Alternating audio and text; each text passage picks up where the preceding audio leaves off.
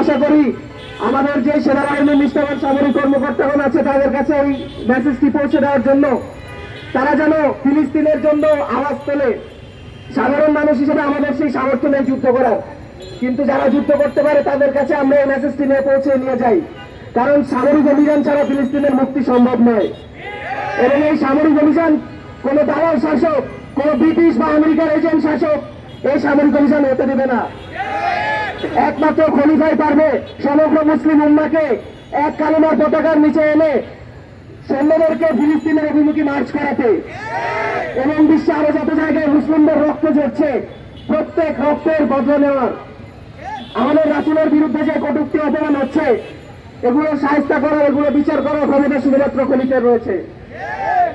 তাই প্রিয় ভাইরা, আপনাদের কাছে আমার দাবি যে আমরা সবাই খিলাফতের দাবিতে আমাদের যার যার অবস্থান থেকে চেষ্টা করব এবং মুসলমানদের অভিভাবককে ফিরিয়ে আনার জন্য চেষ্টা করব।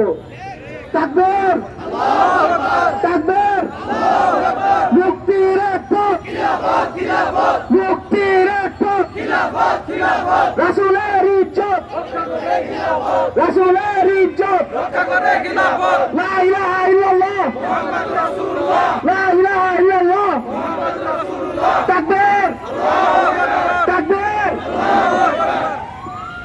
ধন্যবাদ শিশু ভাইকে তার মূল্যবান বক্তব্য দেওয়ার জন্য। আমরা জানি এপিএস কেন্দ্রিক থাকলেও কলা ভবন এবং সমাজ বিজ্ঞান অনুষদ থেকে অনেকে এসেছেন।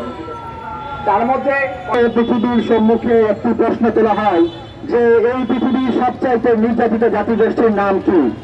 এই পৃথিবীর সবচাইতে নিপীড়িত জাতিগোষ্ঠীর নাম কি? পৃথিবীতে সবচাইতে বড় শরণার্থী শিবিরে কারা বসবাস করে? আমরা শুধুমাত্র একটি উত্তরই পাই, সেটি হচ্ছে মুসলমান। কিন্তু বন্ধুগণ, আমি বলতে চাই মুসলিমদের নির্যাতিত হওয়ার সময় ফুরিয়ে এসেছে, মুসলিমদের অত্যাচারিত হওয়ার সময় ফিরে এসেছে। আজকে আমরা যখন দেখি Notre Dame college, Dhaka city college, Dhaka college, Abdul Noor college সহ কলেজ এবং হাই স্কুলের শিক্ষার্থীরাও কালেমায়ে শাহাদার পতাকা দিয়ে রাজপথে তারা খিলাফত দাবি তুলছে, তখন বোঝা যায় মুসলিমদের অত্যাচারিত হওয়ার সময় শেষ। বন্ধুগণ, যখন এই মুসলিমদের কোন ভূমিতে আক্রমণ করা হয়, যখন কোন মুসলিম ভূমি রক্তাক্ত হয়, তখন আমাদেরকে বলা হয় তোমরা জাতিসংঘের কাছে বিচার দাও। আমরা কার কাছে বিচার দেব? আমরা কার কাছে বিচার দেব? এই জাতিসংঘকে এটা সারা বিশ্ববাসী জানে। এই জাতিসংঘের চোখের সামনে ইরাক হয়েছে সভ্যতার দোলনা, সিরিয়া রক্তাক্ত হয়েছে, ফিলিস্তিন রক্তাক্ত হচ্ছে, কাশ্মীর একটি উন্মুক্ত কারাগারে পরিণত হয়েছে। সুতরাং আর নয় জাতিসংঘের দিকে তাকিয়ে থাকা, আর নয় পশ্চিমাদের দাসত্ব। সুতরাং আমাদেরকে পশ্চিমাদের দাসত্বের মধ্যে থেকে বের হয়ে এসে মুসলিমদের আকীদার ভিত্তিতে খিলাফত রাষ্ট্র প্রতিষ্ঠা করতে হবে। তাকবীর, তাকবীর, তাকবীর, লা ইলাহা ইল্লাল্লাহ, মুহাম্মদ রাসূলুল্লাহ, লা ইলাহা ইল্লাল্লাহ, মুহাম্মদ রাসূলুল্লাহ। সেনাবাহিনী আগে বাড়ো, ফিলিস্তিন মুক্ত করো, সেনাবাহিনী আগে বাড়ো।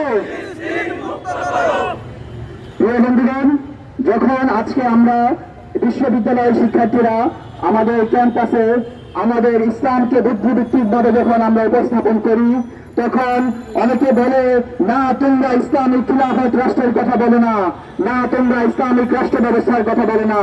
তারা বলে আমরা যদি খিলাফত রাষ্ট্রের কথা বলি তাহলে নাকি ভারত আমেরিকা মাইন্ড করবে। আমরা কি ভারত এবং আমেরিকার মাইন্ড করা নিয়ে বসে থাকবো? হে মুসলিম বন্ধুগণ, আমরা অবশ্যই ক্যাম্পাসে এবং ক্যাম্পাসের বাইরে ইসলামের বুদ্ধিভিত্তিক এবং রাজনৈতিক চর্চা চালিয়ে যাবে ইনশাআল্লাহ। কোন কিছুই আজকে মুসলিমদের এই বিজয় থেকে প্রতিহত করে রাখতে পারবে না ইনশাআল্লাহ। পরিশেষে আল্লাহ রসুলের একটি ভবিষ্যৎবাণী আপনাদের সাথে আমি শেয়ার করতে চাই। আল্লাহ রসুলের একটি দৃশ্যা, আল্লাহ রসুল সাল্লাল্লাহু আলাইহি ওয়াসাল্লাম বলেন সুম্মা তাকুমু খিলাফা আলা মিনহাজিন নবুওয়া, অতঃপর আবার প্রতিষ্ঠিত হবে খিলাফত নবুয়তের আদলে। তাকবীর, তাকবীর, বলুন, তাকবীর। শেষ করে দিই।